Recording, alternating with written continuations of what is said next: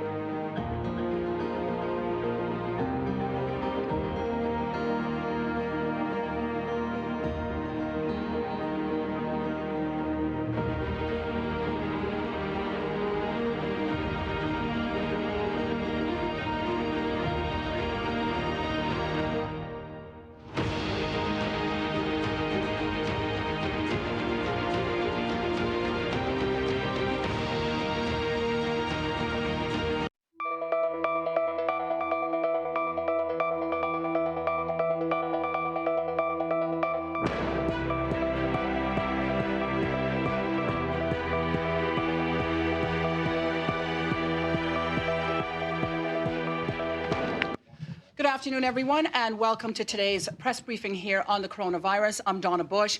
Welcome to you, our viewers on CIG television, as well as our listeners on Radio Cayman and those tuning in on our social media platforms. Before we go to the panelists today, we'd like to begin with a prayer from Ms. Kathy Gomez.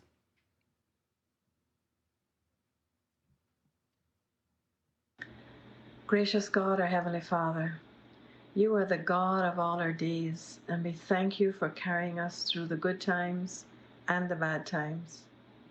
Father, we look to you now, knowing that you are still in control, and we ask for your mercy on our three little islands and countries around the world. We ask for your comfort to be upon the families who have suffered loss around the world, and we ask for wisdom and guidance through your word in this time of crisis. Father, your word reminds us that you have not given us a spirit of fear. You have given us a spirit of power, of love, and of self-discipline. Help us to exercise this power, this love, this self-discipline that you have given us in a way that is pleasing to you. Bless and protect our government and those among us who are in healthcare, the prison service, the police service, the fire service, and all essential services. Father, I pray for prisoners and their families and all who are already challenged in one way or the other. Cover all of our families, O God, with your protection. Thank you for the courage, hope, and peace that we have in you. In Jesus' name I pray. Amen. Amen. Thank you, Ms. Gomez. A reminder to also look online at gov.ky/coronavirus for all the answers to your unanswered questions. Also, if you'd like to hear about any complaints as it relates to unemployment or employment issues or crisis, you may go online also to the same website there and check under the Department of Labor and Pensions for all of your answers there. You can also check out eservices.gov.ky if you'd like any information on police clearances or trade and business, as well as vehicle licensing information. Now we welcome our panelists, His Excellency the Governor, Premier, the Honorable Alden McLaughlin, as well as the Minister of Health, the Honorable Dwayne Seymour. Also joining us in the room are the Chief Medical Officer, as well as the Commissioner of Police and Sign Language Interpreter, Miss Carolyn Powell. Of course, joining us as well, as they do each day, are the media. They're all at home, joining us via Zoom. We go now live to Dr. John Lee. Good afternoon. I have no results to report from today. The laboratory has been doing validation tests on the test kits that have come from South Korea, and I'm pleased to be able to report that they all passed their validation with no problems whatsoever. I also wanted to clarify for the benefit of perhaps some of the international media, because I've heard reports regionally that it's been said that we're using immunoglobulin-based testing. We're not doing that. Our testing kits that have arrived to give us a very large capacity are for reagents for the polymerase chain reaction process, and that is the test kit, the test mechanism that we're using at the moment. We've had a very good meeting this morning with senior government members and the medical profession to discuss both the testing protocol, how we're going to change the testing protocol, the capacity of the labs to be able to test, and the professional clinical management of how we're going to manage any ongoing patients with COVID-19, whether it be in primary care setting or through into secondary care or intensive care, should they need that. I wanted to take this opportunity to remind everybody that if you are swabbed for COVID-19 to check if you've got it, if you've been asked to isolate, this is an absolute requirement under the law. You cannot leave home without the express permission from the medical officer of health. If you breach this, you're liable to a fine of up to $1,000 and 6 months imprisonment. So please adhere to the law, because it is the intention that we will pursue people if they are breaching their isolation requirements. It's great that we're approaching the Easter holidays, and I hope you all get some rest, and I wish you all a happy Easter. Now is possibly the time to think about your health. You have a bit more time at home. I've seen a lot more people on the roads doing their exercise. I have seen some evidence out there that if you're running or if you're cycling, then you should keep your social distancing to be much wider, up to 5 meters or 15 feet for runners, and up to 60 feet, 20 meters if you're cycling at a rapid pace, just because you're traveling through the air much faster and any droplets may be spreading around you. So please keep a safe distance when you're exercising. And because COVID-19 affects the lungs, it's also a good time to consider stopping smoking. Thank you, Donna. And thank you very much, Dr. Lee. We'd like to now call on the Commissioner of Police, Mr. Derek Byrne, to give the very latest updates, and we'll save any questions for Dr. Lee in just a few minutes. Good afternoon. Very quiet overnight, no significant issues of a policing nature to report. Crime remains very stable and the hard curfew continues to operate very well across the islands. Little Cayman, no issues overnight. Cayman Brac, 40 vehicles stopped by police, 2 persons found in 1 car, and both found to be in breach of curfew and warned for prosecution. Grand Cayman overnight, 170 vehicles stopped overnight, no breaches of curfew detected. 1 person was found out exercising at 4:28 a.m. this morning in breach of curfew and warned for prosecution. A reminder that the hours for exercising approved under the Public Health COVID-19 Suppression Regulations 2020 are between the hours of 6 a.m. and 6 p.m. daily, Monday to Saturday, during periods of soft curfew. Exercise periods are not permitted during hard curfew hours, which are 7 p.m. to 5 a.m. nightly, and this will apply this coming Sunday, Easter Sunday, the 12th of April. There is a full lockdown for the 24 hours, 12:01 a.m. to 12 midnight on Sunday, which in effect brings a lockdown from 7 p.m. on Saturday evening, the 11th of April, to 5 a.m. the bank holiday Monday morning, the 13th of April 2020. Looking at 6 a.m. this morning until shortly before dinner hour, 2 persons found in breach of soft curfew regulations and warned for prosecution. Neither person had any lawful purpose to be out and about. Business at supermarkets this morning, pharmacies, banks and gas stations are operating well and are being managed well and well controlled, with social distancing protocols being followed. There is activity along the beaches with persons out walking and exercising, and our helicopter and marine units remain deployed on extended tours monitoring marine and ground activity. A reminder that we return to hard curfew this evening, 7 p.m. to 5 a.m. tomorrow morning. Persons not exempted as essential services personnel should not be out and about during these hours. Police static and mobile patrols will be in place across the islands to impose the curfew. Please stay at home, Cayman, and on behalf of the RCIPS, I wish you and your families a safe and happy Easter weekend. No other issues arising from police. Thank you. And thank you, Commissioner of Police. Before we move on to our panelists, we're going to have any questions from the media for Dr. Lee and Commissioner Byrne. We're going to go first to Wendy from CNS. Thank you very much, Donna. The question is a follow-up on what Dr. Lee was speaking about a moment ago, and I think the answer is probably going to come from him and the police commissioner. We've had some very credible reports here at CNS regarding people attempting to report curfew breakers, and they have gone to the police to do this.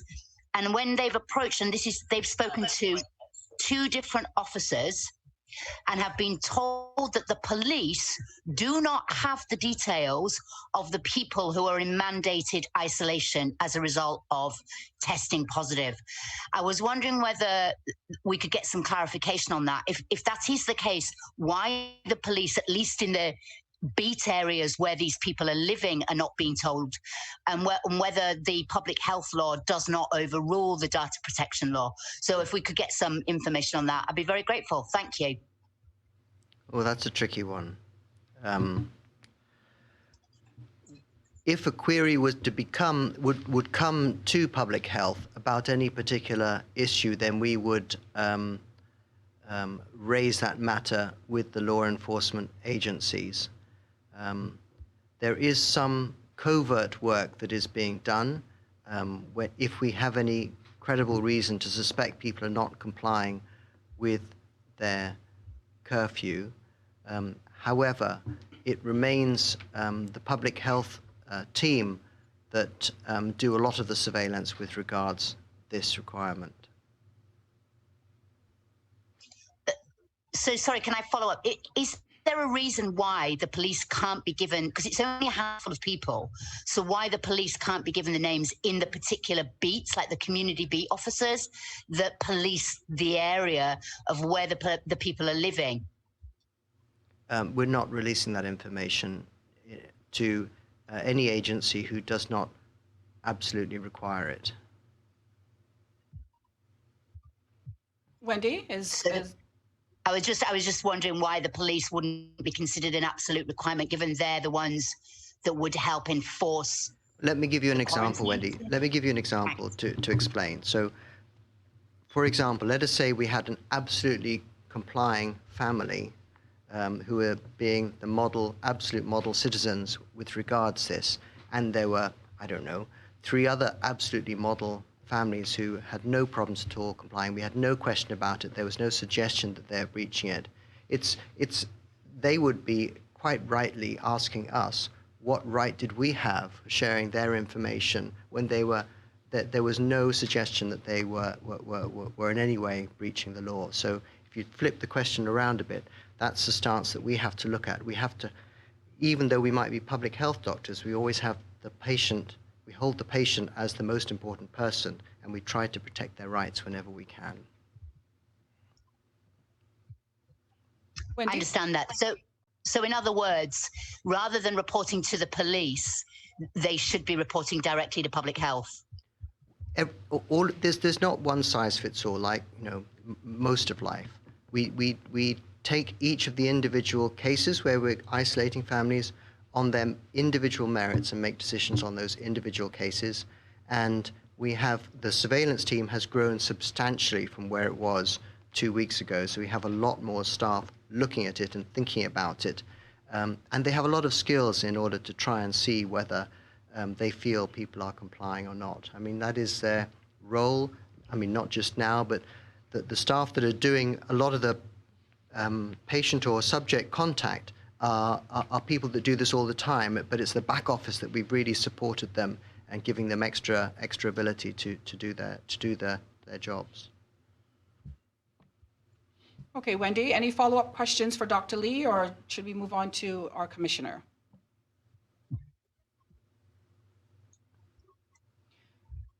Okay, any further questions? Wendy, are you hearing me?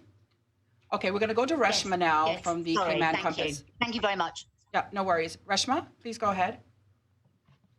Thank you, Donna. Good afternoon to the panel. Dr. Lee, this question is for you. Can you tell us how many tests are pending? I know yesterday you said, I think it was 21, and you may have some. Can you say why we don't have any results today? The questions are coming in on that. Sorry, Reshma, it wasn't 21 yesterday. It was 21 from the day before yesterday, 28 from yesterday, plus another 17 today, which I think 65 currently pending. 65 pending. Can you say how soon we'll get those results? I understand they're probably going to be running them through the process starting about now, so a few hours. They'll certainly should be available for tomorrow. I'm not sure if we're having a press conference. Saturday, beg your pardon, Saturday. Saturday? Okay, thank you. This one is for the commissioner, if possible. We've gotten a couple of queries on the arrest that happened this week in relation to the audio note involving the BA flight. Can you possibly provide us with an update on what's happening with that particular investigation? I'm sorry, Reshma, I missed the question. I didn't get it, sorry. I'm sorry, I just wanted to find out if you have any updates that you can provide us today on the arrest that was made in the fake news incident that happened this week. Yes, I reported yesterday we had one person arrested, detained and interviewed. That person has now been released on bail, and a file is being prepared, submitted to the Director of Public Prosecutions for legal ruling, and in due course we'll receive that legal ruling. Okay, thank you very much. That's my questions for Dr. Lee and the Commissioner. All right, thank you very much, Reshma. I'd also like to now mention that we have on via Zoom with us Dr. Samuel Williams Rodriguez. Welcome, Dr. Williams Rodriguez, if anybody has questions for him at some point. And now we're going to move on to the main panel, beginning with our premier, the Honorable Alden McLaughlin. Thank you. Hello, everyone. My customary World Stats report on the progress of the virus through the global community. Total cases now reported to be 1,533,541. Total persons recovered, 344,467. The United States, total cases, 455,454, up 20,527 overnight. Total deaths, 16,114, up 1,326 overnight. Spain, 152,446, up 4,226 overnight. Total deaths, 15,238, up 446 overnight. Italy, 143,626, up 4,204 overnight. Total deaths, 18,279, up 610 overnight. France, 117,749, up 4,799 overnight. Total deaths, 12,210, up 1,341 overnight. Germany, 115,523, up 2,227 overnight. Total deaths, 2,451, up 102 overnight. China, 81,865, up 63, just 63 overnight. Total deaths, 3,335, up just 2 overnight. United Kingdom, 60,733. I don't have numbers for new cases overnight. Total deaths, 7,097, and I don't have the numbers for new deaths. They weren't available at the time I printed this. Netherlands, been added by request, 21,762 cases, up 1,213 overnight. Total deaths, 2,396, up 148 overnight. Canada, 20,690 cases, up 1,252 overnight. Total deaths, 503, up 76 overnight. Portugal, 13,956, up 815 overnight. Total deaths, 409, up 29 overnight. India, 6,725, up 809 overnight. Total deaths, 226, up 48 overnight.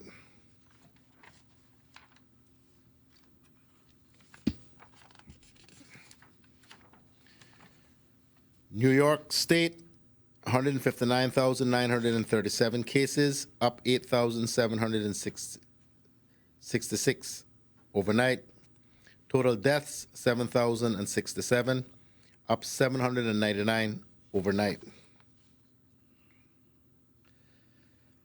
Philippines, 4,076, up 206 overnight. Total deaths, 203, up 21 overnight. New Zealand, incredible stats. New Zealand, with a population of 4.8 million people, 1,239 cases, up 29 overnight, just one death. Jamaica, 63 cases, now 4 deaths reported. Anguilla, 3 cases. Bermuda, 39 cases, 3 deaths. British Virgin Islands, 3 cases. Montserrat, 9 cases. Turks and Caicos, 8 cases, 1 death.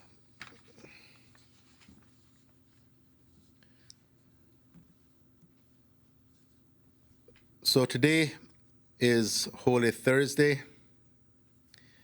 Tomorrow is Good Friday.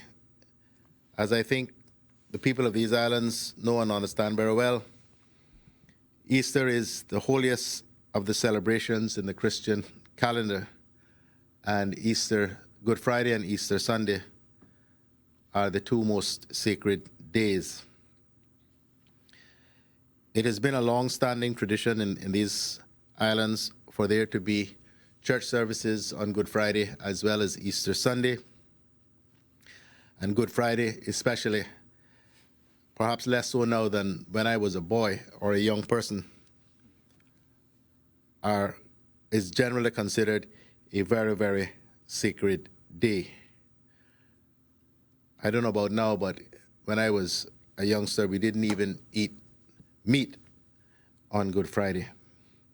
Nothing that contained blood. A lot of those old traditions are falling away. We've had such an influx of people from elsewhere. But for many, these are still very important observations of the death of our Lord Jesus Christ. So I know that not being able to observe this Easter the way that we are used to is going to really be very difficult for many people. But I urge all of us to understand the sacrifice as Christ made his sacrifice, the sacrifice that we have to make to ensure that all of us continue to live, hopefully to see another brighter Easter next year. And that means staying home as much as we possibly can. Please, although we are getting reports about it, do not venture to your vacation homes up at Rum Point or Cayman Kai or anywhere else. Please stay in your usual abode. We are very concerned about persons going up to vacation homes, kids being kids.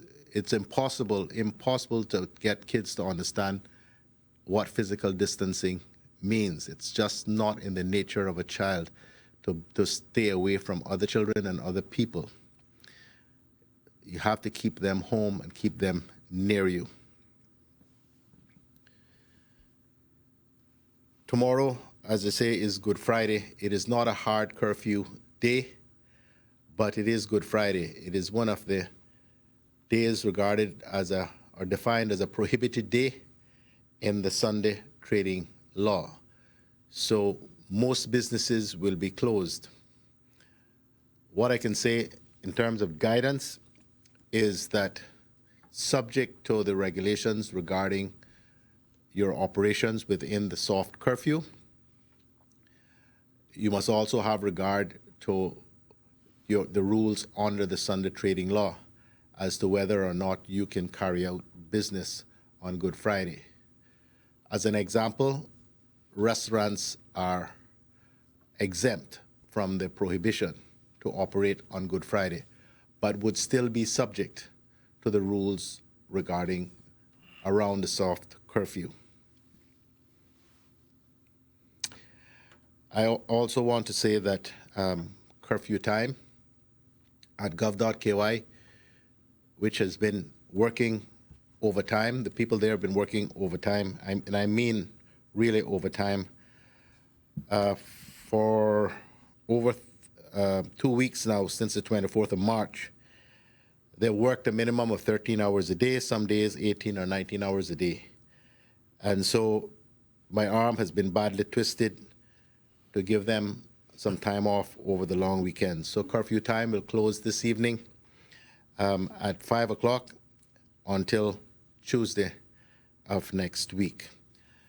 I hope everyone will understand and appreciate the tremendous amount of work that has gone on and is still going on to keep as many of the essential businesses and essential personnel operational as we possibly can.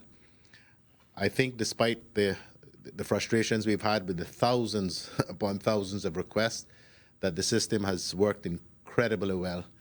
And I want to pay tribute to the hard-working staff there, led by the Chief Officer and the Minister of International Trade, Eric Bush. I'm not going to try to call all the names of the personnel there because I don't recall all of them off the top of my head, and I'm going to leave somebody out, and then I'll be in even bigger trouble.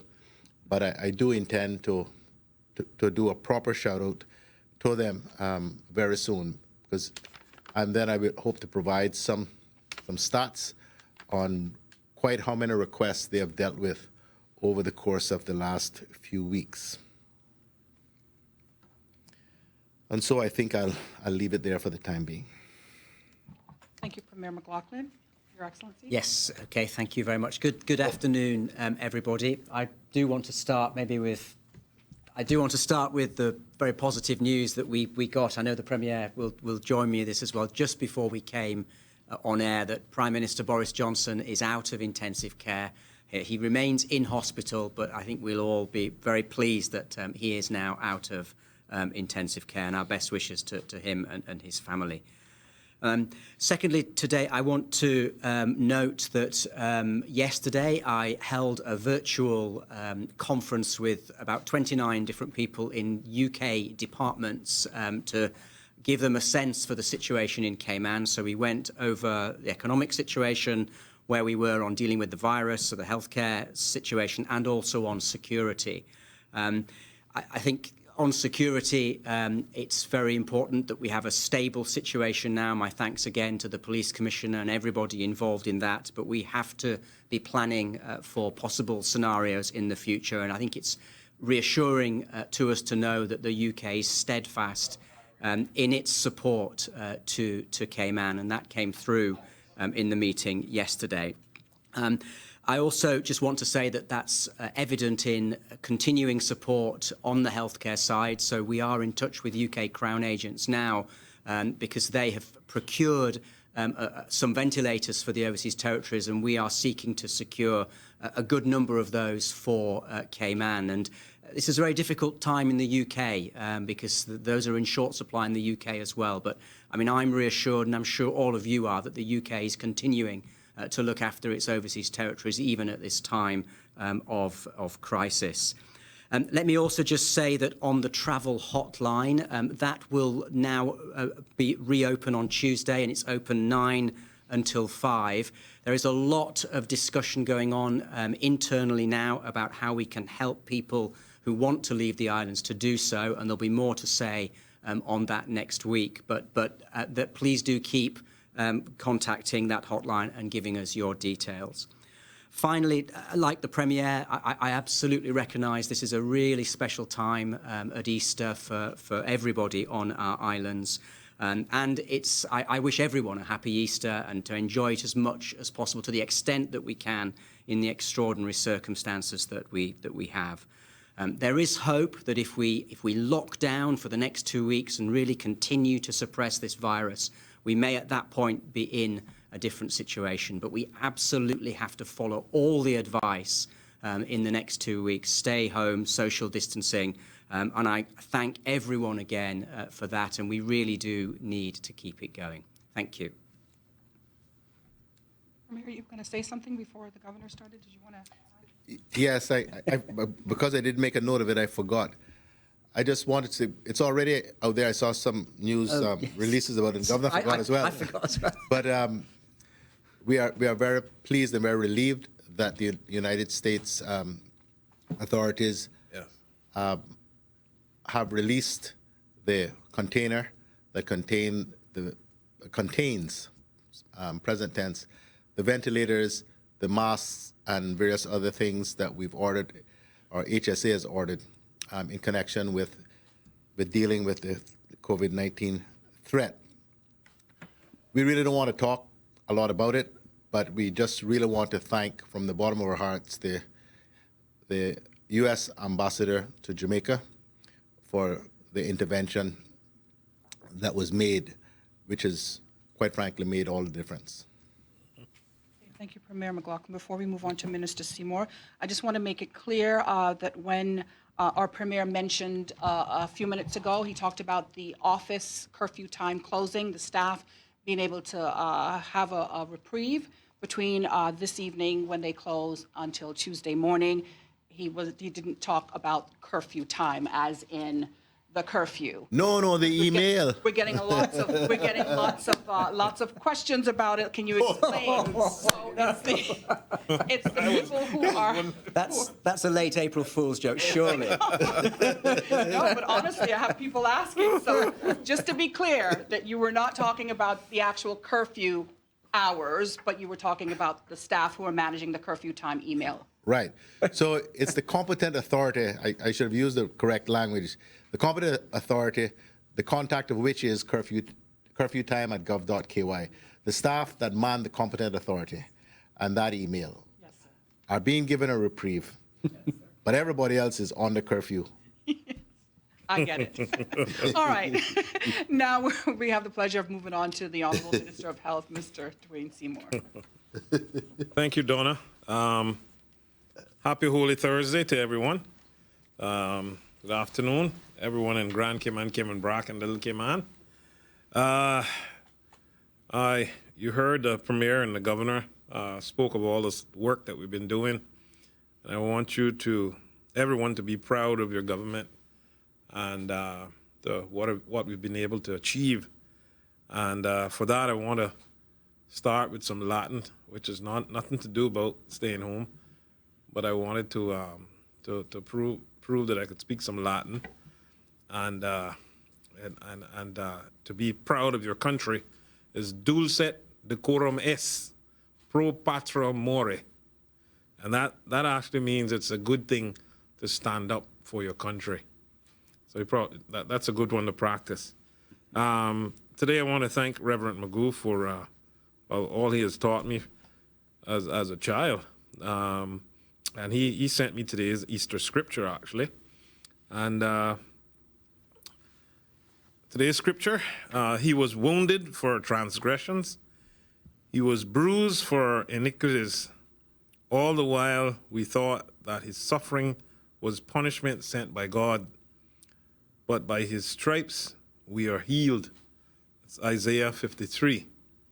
So in Ecclesiastes 7:13 through 15, sent to me by my aunt, stop and think about what God has permitted to happen. When things go right, be glad and thank God. When they go wrong, go to God for help. Only He knows what tomorrow will bring. Is this like I've noticed? Two things that are hard to understand. A righteous man suffers and dies before his time, and a wicked man lives a long life of sin. I thank you. May God bless the reading of his holy word. I want to give a shout out to the hard-working staff at CUC. Give them a silent round of applause and all the hard work that they're doing and their team. We hear you, and we respect all that you do. Also want to give a shout out to CIMDS for all their cooperation, their cooperative spirit.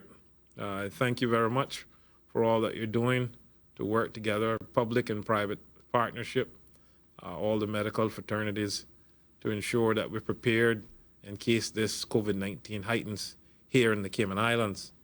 I also want to send a birthday wish out to a former MLA, Miss Esther Ebanks. Happy birthday, Miss Esther. Now I move on to my translations. I thought it was, being it's Easter, to try to have something connected, related to Jesus and some of the language that he spoke when he was alive, and some of the languages that he actually spoke in. And today's translation is coming from Hebrew and also Greek.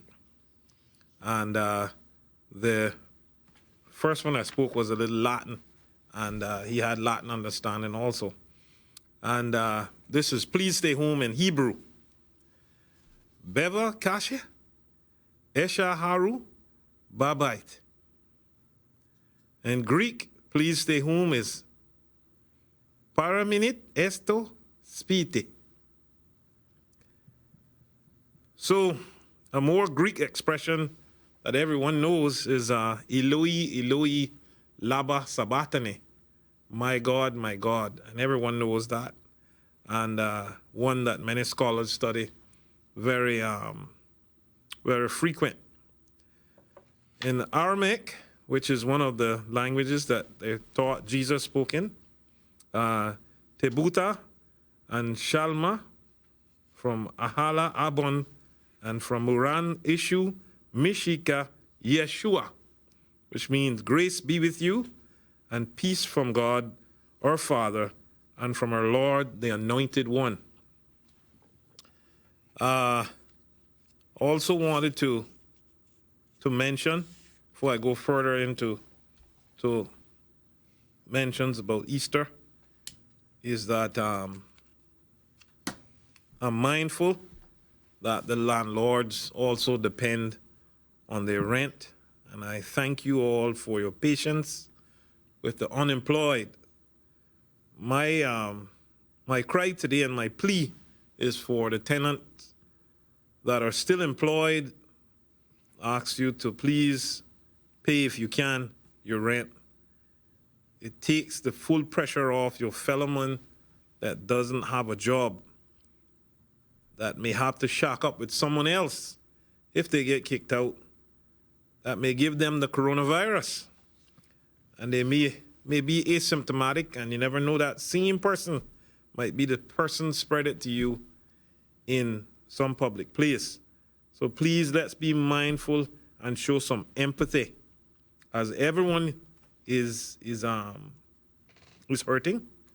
We know everyone is hurting, and we need to comfort. We need them to have comfort over Easter also, so that they too can get some rest. Moving on, just to give you a bit of history, the Latin was the official language of the Roman Empire, but was only spoken by the aristocrats. And the villages of Nazareth and Capernaum in Galilee, where Jesus spent most of his time, were Aramaic speaking communities. It is also likely that Jesus knew enough Koine Greek to converse with those native in Judea, as is it possible he knew Hebrew for religious purposes. The Prime Minister of Israel, Mr. Netanyahu, in May 2014, also said that Jesus spoke Aramaic and he also knew Hebrew. Now, Aramaic, as I'm told, is closely related in dialect to Hebrew and is a sister language. The name Jesus in Aramaic is used as Yeshua, meaning to deliver or to rescue. Some of the well-known Aramaic phrases is when Jesus raised Jairus' daughter, he took her by the hand and said, Taliti komi, little girl, I say to you, get up. That's in Mark 5:41.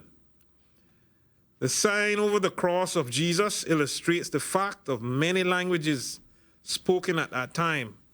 Pontius Pilate had a notice prepared and fastened to the cross. It read, Jesus of Nazareth, the King of Jews. And the sign was written in Aramaic, Latin, and Greek. In Matthew 26:73, one of the first accounts of the distinct Galilean Hebrew dialect is found in the story of Peter's denial of Jesus. Bystanders detected similarities in the accent between Jesus and Peter. Matthew account tells us. I thought that may be helpful, and I hope people appreciate that during this time of Easter Holy Week. By now, we all know quite a lot about the COVID-19 or novel coronavirus, including words or phrases we have not used before, like social distancing, flatten the curve, or crushing it, proper hand washing, hygiene, and most likely you and your families are already doing what is considered best practices at home, what is being asked of you during the soft and hard curfews. For that, we thank you. However, we as a government and our local medical experts still feel there is a possibility that many of us could still become infected with coronavirus. Thankfully, most cases are mild, but a lot of you have been asking, what if I get it? First, I want to send a message of love and best wishes to those who are currently dealing with this. We know that they must be scared, and we hope that each of them will come out of this, and we are rooting for you to get better. And let me be clear, none of us want anyone else to contract this virus, but the reality is that the coronavirus is out there. So what can we do to stay strong if we do get it? We've seen from reports from around the world that we should do a few things to improve our health and boost our immune systems overall so that our bodies will be able to cope through it.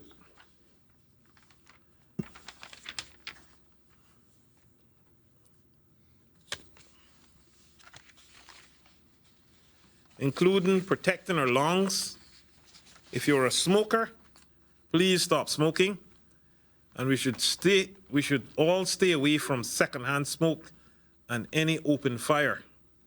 Try to boost your immune system by reducing alcohol consumption, exercise every day, getting as much sleep as possible, and we should all plan for digital detox daily to reduce anxiety and stress. Eat a balanced diet with lots of vegetables and fruit. Drink lots of fluid. If you do get the virus, you should be, most importantly, listen to the advice of your doctor's offers you. Take medicines like paracetamol to reduce the fever and muscle aches. Practice breathing exercises at the direction of your doctor. But keep moving. When you can get up, try walking around the room for simple exercise. We are all keenly aware of the effects of the coronavirus on us, including the economic impact. As Minister of Culture, I'm pleased to announce that the government is currently in discussions with the Cayman Music and Entertainment Association, CMEA, as to provide a one-time stipend to assist our local musicians who are also experiencing hardship at this time.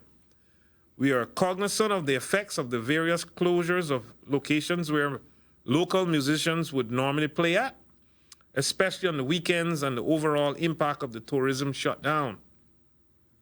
So I would ask for all local musicians out there to please contact the CMA and the ministry's policy advisor for culture on Natasha, that's natasha.powell@gov.ky to register in this regard. Further details will be provided next week on this initiative.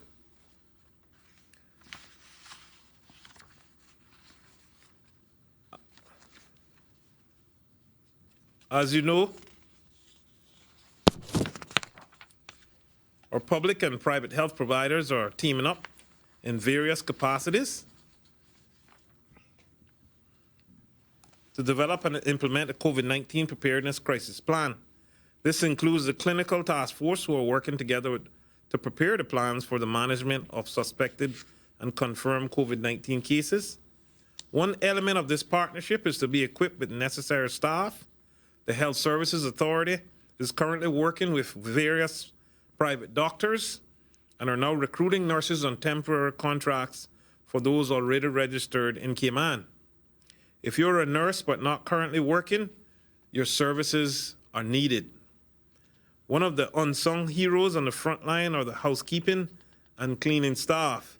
They are critical during this pandemic as the care for patients and the work environment for healthcare workers need to be in a clean and sanitary environment. HSA is also recruiting for these roles temporary contracts. Please reach out to the HSA directly at hs.jobs@hsa.ky. That's hs.jobs@hsa.ky, or visit hsa.ky for more information. This is a time when our country needs all hands on deck to be prepared for any surge or COVID-19 patients. A shout out for today goes to the men and women of the Cayman Islands Fire Service who have stepped up to help with the emergency medical services, EMT. Another shout out goes to Tony Williams from Tony Toys for donating 500 N95 masks and 5,000 surgical masks donated by the Water Authority. Thank you all, and God bless you during this Easter weekend, and may we all get no more COVID-19 cases going forward. Thank you. Thank you, Minister Seymour. We're going to move right into questions at this time. Just for clarification, back to a question that Wendy from CNS asked earlier, as it relates to reporting persons who are seen out breaking curfew. I think initially everybody was told to call 911. That doesn't seem to be working in some cases. What number should people call? Where should they contact? Commissioner of Police, Mr. Derek Byrne, if you could address that for us. Thank you. Good afternoon again. 911 is the correct channel for reporting any breaches of curfew or any concerns anyone has in connection with COVID-19. On receipt of that call, it's then directed to the appropriate service, and that creates a central logging system so we can all respond to the calls received. So 911 is definitely the appropriate response channel for anyone that has any concerns around breaches of curfew or anything to do with COVID-19. Thank you, Commissioner Byrne. Okay, we're going to move to Wendy at CNS. Wendy, go ahead. Thanks, Donna. The general question I have is about gas prices. We've had quite a lot of people asking whether Ofreg are going to step in and do anything about the fact that gas prices don't seem to have come down. I understand that Rubis did offer a cut, but it doesn't seem to have necessarily been passed through to the pump. And we were wondering about what had happened with Esso. So there are a few issues regarding gas prices. If I could get some clarity in that, and I have one more question. I don't have anything on that at all, except the announcement by Sol. They reduced their prices by 40 cents a gallon. I haven't heard anything one way or the other since. Okay, Wendy, any further questions? Okay, thank you.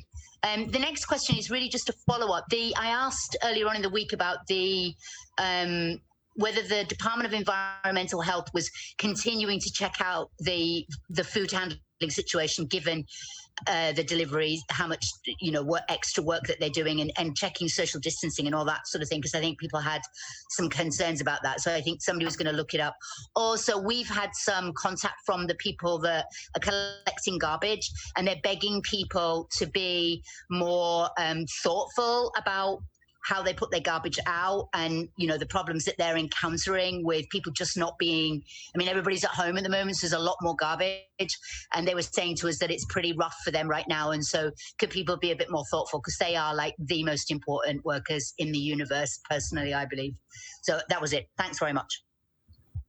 Okay, thank you very much for that, Wendy. Also, now we'd like to move on to Reshma. Reshma, what questions do you have? Thanks, Donna. I don't know if the Premier wants to answer that before I move on.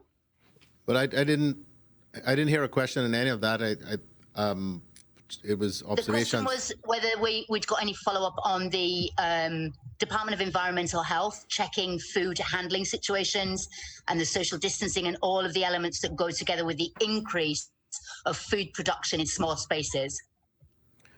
No, Wendy, I'm afraid I don't have a report on that.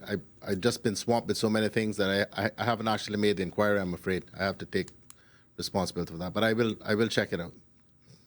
I'll get it. Thank you. Okay, Reshma, please go ahead. Okay, thank you very much. Premier, this question is for you. I know you said you don't want to go further into the U.S. situation, but can you just say if there were any assurances from the U.S. government that shipments that are not originating in the U.S.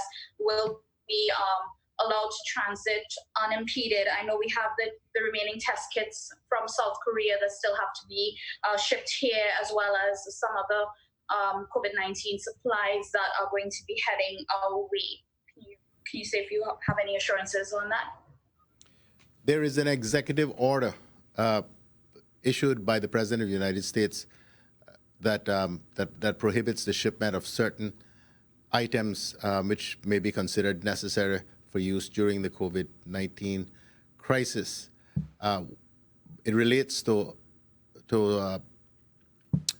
items, equipment, which is fabricated in the United States. These ventilators were actually purchased well in advance of the 3rd of April. They are US made, as were the masks as well. So they did originate in the United States. But they were orders, you have to put orders in weeks and weeks in advance. It's very, very difficult to procure much of the stuff that we need. So we are fortunate, quite frankly, that we've managed to get these here. Now, in relation to the other 35,000 tests kits, they've gone from Seoul to the United Kingdom, and I can say we've agreed to sell those to Bermuda. I've been on the phone with Premier of Bermuda, and the governor's office here has been in contact with the governor's office in Bermuda. So they've agreed to take those. We have well in excess of what we will need. As we've indicated from the beginning, we bought 200,000 because that was the smallest unit that they were prepared to sell. But we have our brothers and sisters in the territories and more broadly in the region, and whatever we can do to help during this difficult time, we will. And so that particular decision has already been taken. In fact, while I'm sitting here, I've just gotten a thank you from Premier Burt from Bermuda, and offering to help us with other things which we might find short. So that's how it works, you know. Today, one hand wash the other, as we say in these parts. Okay, thank you, Premier, and thank you for that valuable update. Just to return to the question, though, the products that may need to transit through the U.S., do we have assurances that the U.S. authorities will not stop those products from passing through the U.S. to get to us, or are we looking at alternative routes so that we circumvent having to go through the U.S.? I don't know that you can get, or should you rely on a general assurance.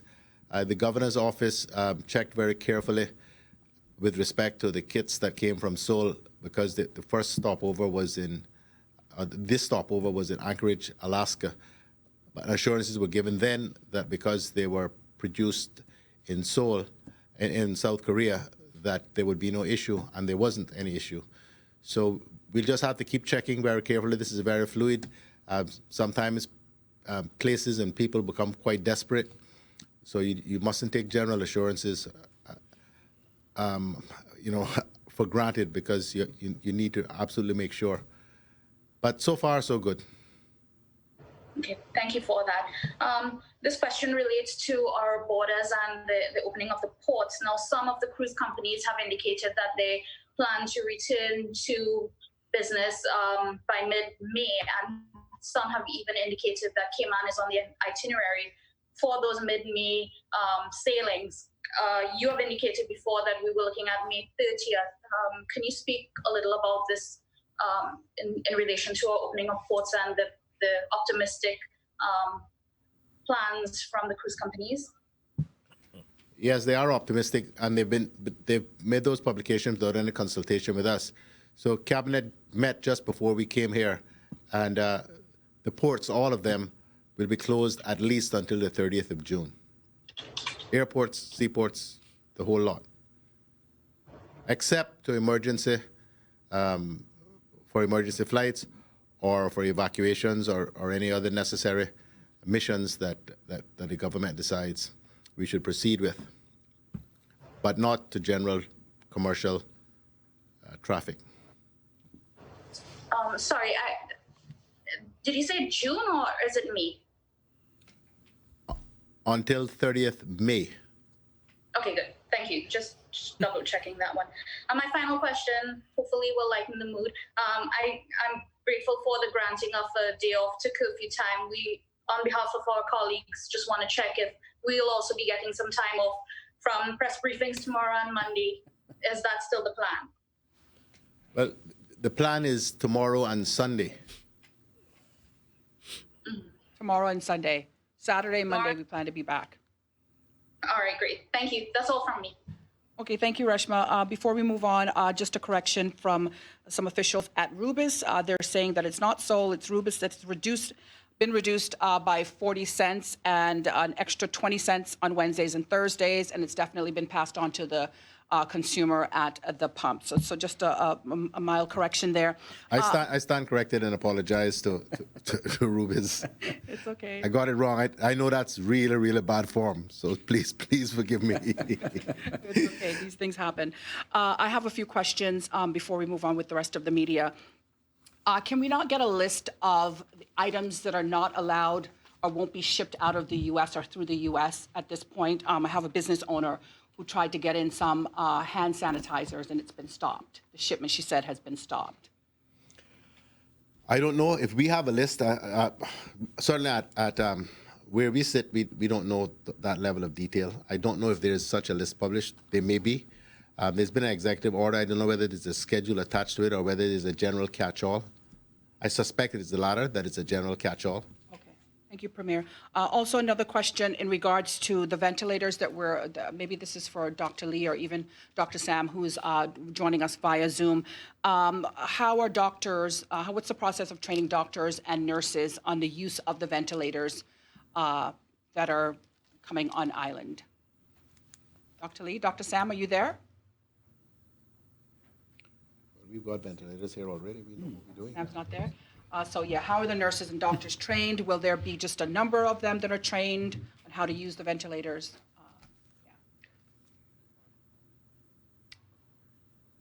The use of ventilators really depends on what setting you're using them in. There are a number of different staff who are able to use the machines, so it's not just doctors.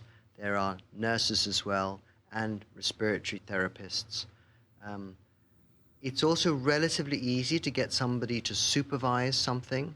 There are some techniques that you can teach a lot of different staff to use with regards making sure the airway is kept clear of secretions and so on.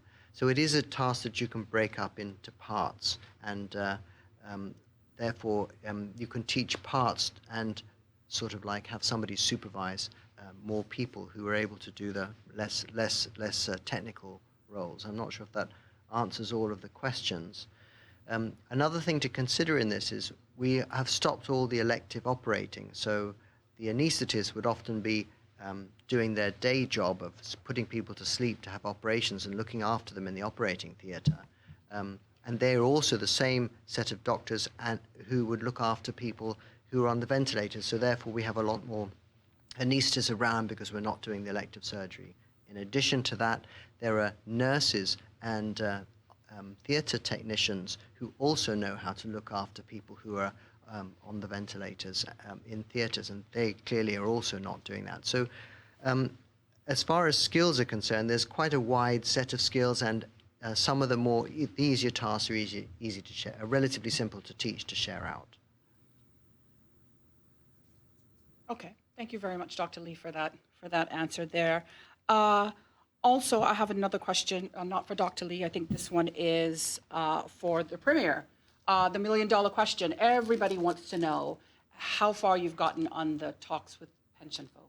I know you mentioned the other day that you'd gotten a report or a letter that you had to go through. People want to know when they can expect to hear any more, next week or when? Yeah, well, we've been doing some work on it, and since the governor has insisted we take the day off from this tomorrow, I've insisted that my entire government have to come in either by Zoom or in person. So we're going to work on that. As I said before, I think that I know that there's really only one issue but it's a difficult one that we have to grapple with. There is no argument across the board about a pension holiday, a pension payment or contribution holiday. And I think there's also no real argument about that needing to be for 6 months. And there's really no argument either about allowing persons to have access to some of their funds in their pension account. The real issue is what's the formula, what formula do we agree upon? Because of course everybody's pension account is not the same amount, right? So you have to come up with some kind of formula. So that's what we're grappling with. And so we'll get down to brass tacks about that tomorrow. And as I've said before, both of those, though, do require legislative change. Even if we agree it just can't be paid out, or the pension holiday just can't occur without legislative change. So we're working on that aspect of it, how we hold a virtual meeting of the Legislative Assembly. I think we found an answer to that as well. So hopefully next week we'll be able to start to move ahead on some of these things. Thank you, Premier. Also a question from the BRAC. Folks there are very concerned about the holidays and the fact that the barge arrival days are not blending with them needing to go and shop on Kim and Brack. Are there any, I know you mentioned that earlier, that you may have to consider, or your cabinet may have to consider some different differences. Right. So we've resolved all that. I keep telling people all the time we have a good commissioner of police. So the commissioner of police has agreed to work with the operations in the BRAC to exercise appropriate discretion to allow everybody to have equal access to the fresh fruit and vegetables and chilled and frozen food. So he's working, or his officers through him are working with the supermarket owners to make sure that works fine. And I've advised the Deputy Premier and the Minister over there, so everybody's in the loop, and the BRAC will be just fine. Okay, all right. That's good to hear, and I'm sure they're happy to hear that over there. Do we have any further questions for our panelists or our other guests in the room from the media? If not, this is your time to speak. If not, we're going to start wrapping up by having our panelists say some final words as we head into a day off. Everybody's happy, really happy about that. So any final words from our panel? I just wanted to give one last shout out to, we keep saying CBC, but I think we need to be specific in saying CBC at the port for clearing all the goods. You guys are doing a very great job and working very hard. I thank you for all you do. Thank you. Okay. All right. Well, we thank everybody, of course, for joining us for yet another press briefing. We are off. We're supposed to be off unless something really major happens tomorrow. We do hope that everybody enjoys their time off at home, in their homes with their families tomorrow. Of course, we'd like to thank everybody who's made today possible.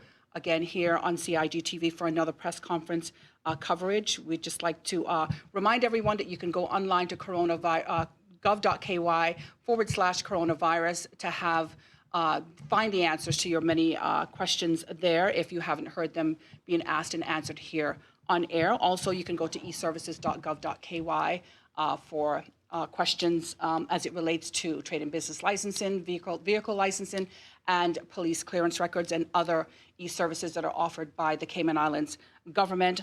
Also, if you have any employment questions, you can go online and, of course, get in touch with the Department of Labor and Pensions there for any of those questions.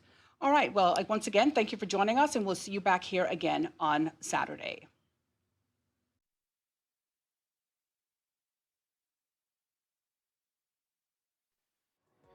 Many persons are tuning in right now hoping to see another episode of Double Six Foes.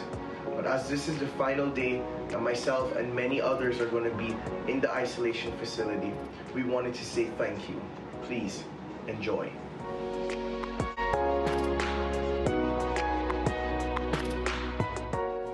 Thank you, thank you, thank you from the bottom of my heart. It's Judith Crawford from room 212. Big thank you to the isolation staff from room 522, Kayla Elliott. Thank you to the isolation team from Andres McDermott in room 525. Hi, isolation team. I can't thank you guys enough. Coming from room 312, Shakira Levi. My name is Shamel Williams, and I'd like to say thank you to the isolation team from room 331. To everybody in the isolation staff here at Comfort Suites, I really appreciate everything you have done for us in the past 2 weeks. And I just want to say a big thank you and much love from Torian Shields and 49.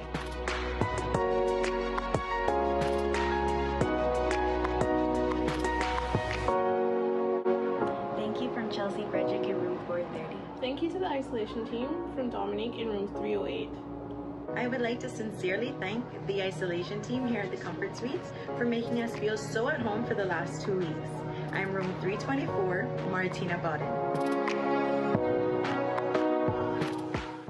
Hey isolation team, Jacrisha from 521. Just wanted to thank you for all the work you've put in these past 14 days.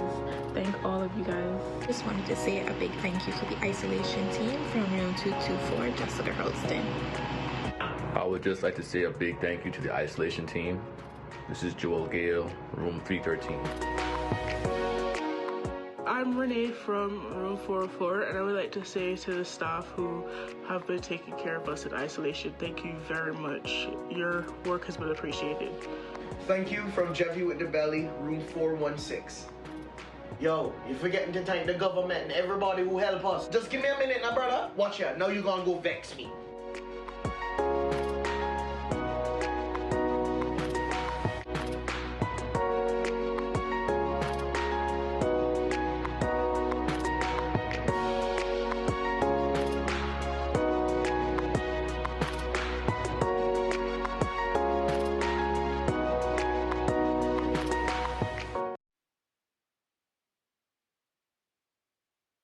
Hello, Cayman Islands. My name is Sergeant Gill from the Cayman Brac Detachment. I am Lance Corporal Thompson from the Cayman Islands Cadet Corps. This is Corporal Carter from the Cayman Brac Detachment. I'm Corporal Alawania O, an NCO from the Cayman Islands Cadet Corps. I am Corporal Williams from the Cayman Islands Cadet Corps. I'm Corporal Hansraj T from the Cayman Islands Cadet Corps. I am Corporal Webb.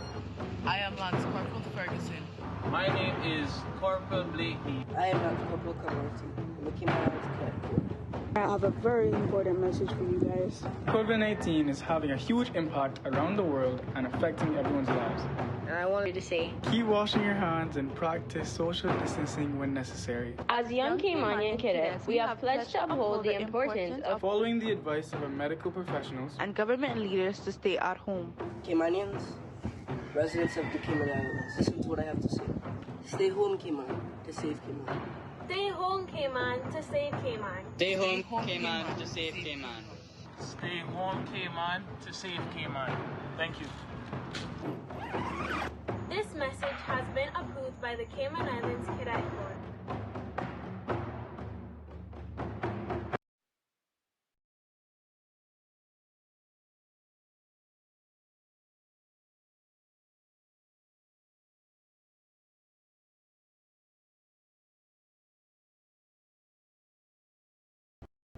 With more services on the way.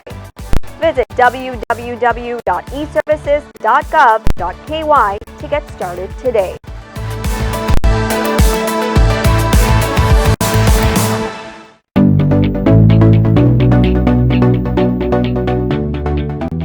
I'm Jody Ann Powery. I'm the Police Media Officer with the RCIPS, and I'm here to give you some crime prevention tips on how to best protect your property. The first thing that we want to discuss is our points of entries. Let's start with the front door, and then we'll move on to the windows and the back doors or sliding glass doors. The first thing to consider is the front door. This particular front door has two deadbolt locks. One of these deadbolt